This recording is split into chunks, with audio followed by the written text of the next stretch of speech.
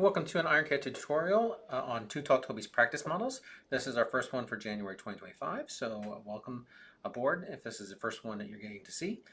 This one is an interesting model. This is dated 8/7/2024. This is a V-fork. Typically, a lot of people would design this in a 2D sketch, this whole entire profile with all the dimensions inside of here, and then select closed areas here and extrude them back and forth, mid-plane extrusions for a lot of these things to get this geometry. So that's one way to do it, and you can certainly do that in IronCAD.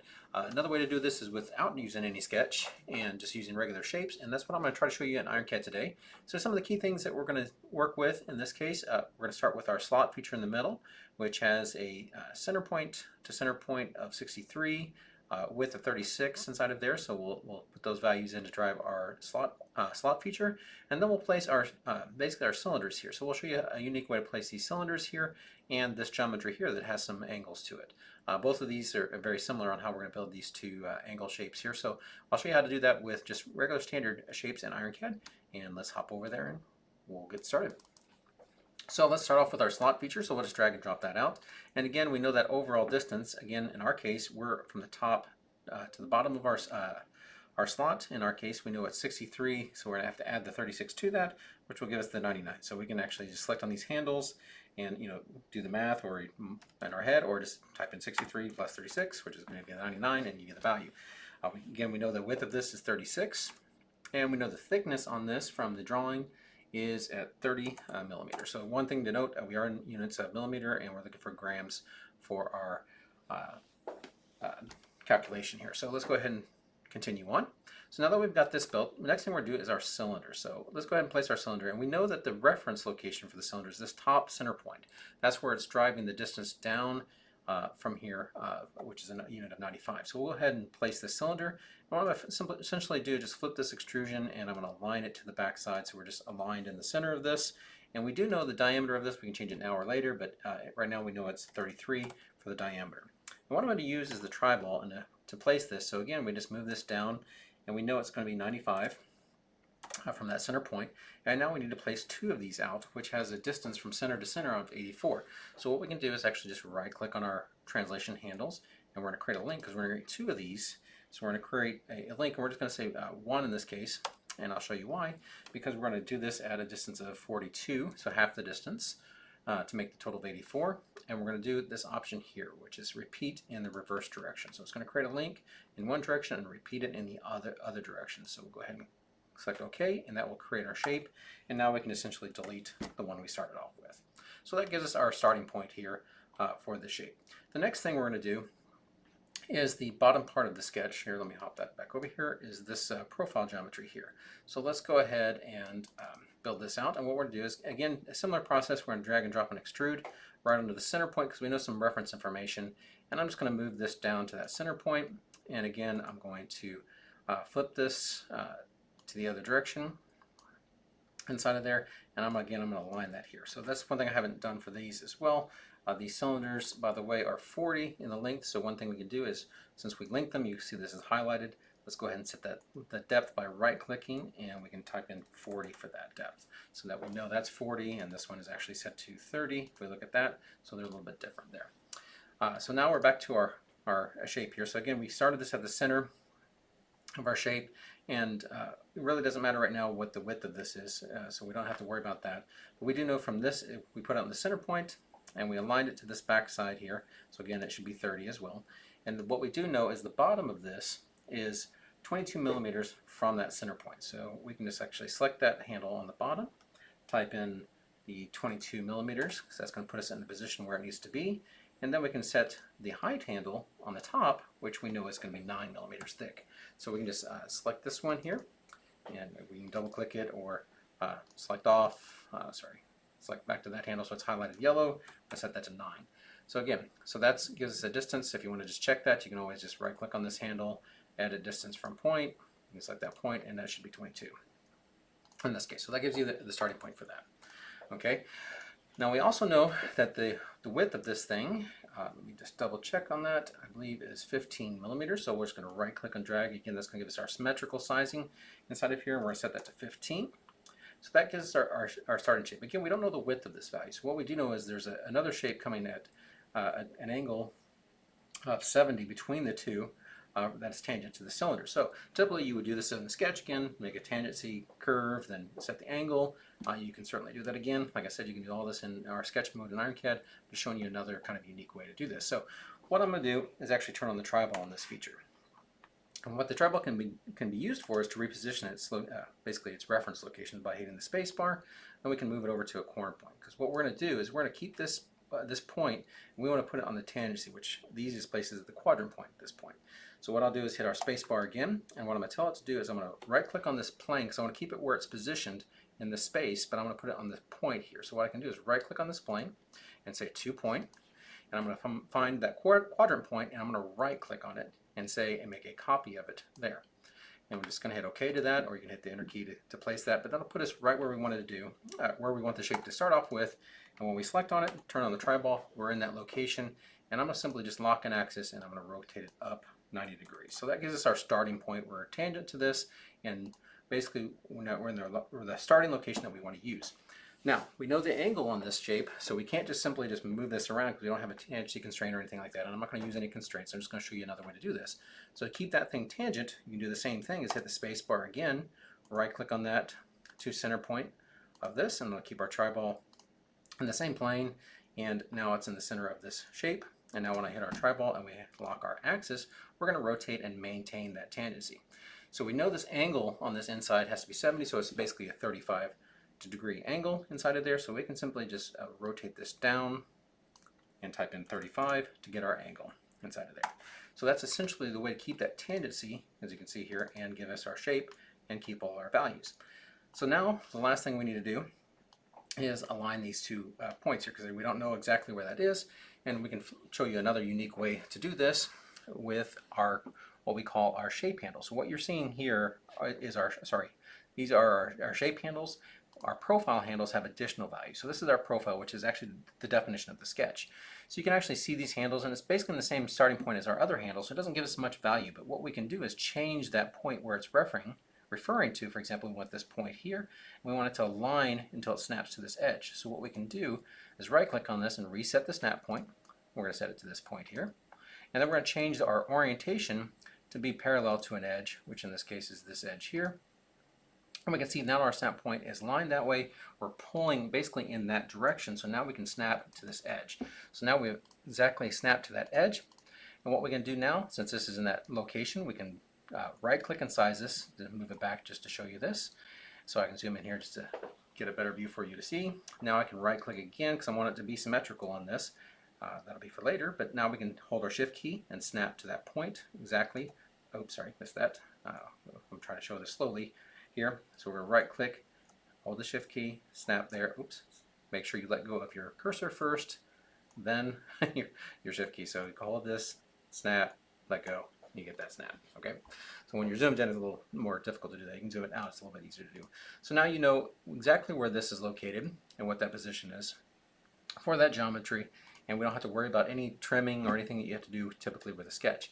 Now what we can do now is essentially access our shape again, turn our TriBall on. What I'm going to do here is just right click in there and reset that to orient itself to the global. And I'm just going to grab the center point and hold the shift key and get to the center of that edge. Now we're in the center of our part. I'll hit the space bar again to activate it, and simply right click, mirror, and link it to the other side.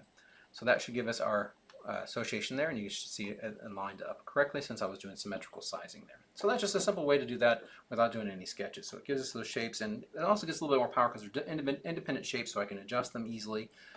There's advantages to both. If you use a sketch, you can, offset this, and then if you change things, everything will maintain. This also gives you a little bit more freedom to break and change geometry a lot easier this way. Okay, so that gives us that base shape there. Next, we're going to go ahead and put our cylinder here around the center on this guy, and we're going to flip that direction. Again, it's going to be flipped, and the diameter on this guy, let me look here, on that is a 25. So we'll go ahead and size that. It really doesn't matter the height of this because it's in the center of this part. It doesn't really matter to us at this point, so just kind of showing you that. But we'll put that in place now. And now we're going to do this next shape. So it's similar to the last one that we did. We're going to do that same sort of operation, and except in this case, we need to have an extrude direction because we're going to extrude to basically a set of faces in this case, but we want to keep that tangency. So again, you could use a sketch, put a sketch on here, draw the tangency curve here, and at the angle, then use the rib feature to extrude down to all the faces in one shot. That's definitely one way to do that. That's in our feature commands here. You have a rib feature command that you can use that process with a sketch. But just another way to do it is to do the same thing with these features that we started off with. And what I'm going to do first is I'm going to drag and drop it onto this point here. The reason is I need to have a sketch in the direction that I want to extrude to. So this is going to extrude this way or that way. I'm just going to flip that extrusion, so I'm going to extrude my forward direction when I do this operation. So let me just flip that. And in this case, we can set some options now, or we can position it now. Either way, it really doesn't matter. But what we're going to do is take our TriBall again, and in this case, we're going to do a similar operation. We want to keep this guy where it's at in space, but what we're going to do is move our TriBall down to this point here, because that's what we're going to use to align to our tangency on this point out here. And then we can just simply right click on here again, to point, and we're going to move it to that location. Okay, so that keeps us currently in our current orientation along that location. So now that we have that, we've got our TriBall in the right location. Again, we just hit the space bar one more time, grab that center point, hold the shift key, we'll get to that location there. Now we can set our angle. So we know this angle for this total is 52, so that's 26, so we'll just rotate this in 26 degrees. And now we can just do the values for the shape. So we know the depth of this guy is 6, so we'll type in 6 for that. And we're just going to pull this up until it's into that geometry. It really doesn't matter. And I'm just going to pull this, this handle back a little way so we can see what we want to extrude to. So what we have, if you look here, we have a direction that this model is, or this feature is extruding. And we're going to say extrude to a certain set of faces. So again, this is sort of what the rib feature does in one operation, but we can do the same here. We're going to say extrude to, right click by the way, and select edit forward condition, extrude to faces. And we're just simply going to hold our shift key down and select the set of faces that we want to extrude to inside of there and hit finish. And that will extrude our feature to that location. Okay, so very simple way to do that. And again, everything's still centered inside of there because that's where we positioned it at to begin with. So everything's in a good location for us there. And now we can use our mirror feature command, essentially selecting our part. We'll select that feature and our mirror plane. In our case, we don't have to have any planes. We can just pick a point that we want to mirror about and hit OK, and that will mirror our feature for us. So now we're pretty much on the downside of this process here to build this model. We just need to put these basically 4 cuts here. We have a slot cut, these 2 cylinders here, and then we have the one at the top. Okay, and there's also one hole in this thing on the bottom, so I forgot one other additional one there. So let's go ahead and do this. So next we'll just go ahead and drag our cut slot here, and we know that this guy again is a width value for this is going to be 18. So we'll just go ahead and select that, type in 18 for that. And it's a through slot, so we can just pull this through or hold the shift key down and snap through. It doesn't really matter. Like you can just pull it all the way back. It doesn't really matter in this geometry, but I'll snap it in this case. And then I'm going to pull this handle up to the top. And now this isn't parallel, so it's going to give you a failure message because it's creating an infinite line there. So that's no worries. Just hit close to that, because what we're going to do is take that 99 and we're going to basically minus the thickness on that guy. So we're going to minus the 18 on that for 9. Oops, not 18 value in there. So go back to that handle there. I forgot to type in that value correctly here. Let's sorry.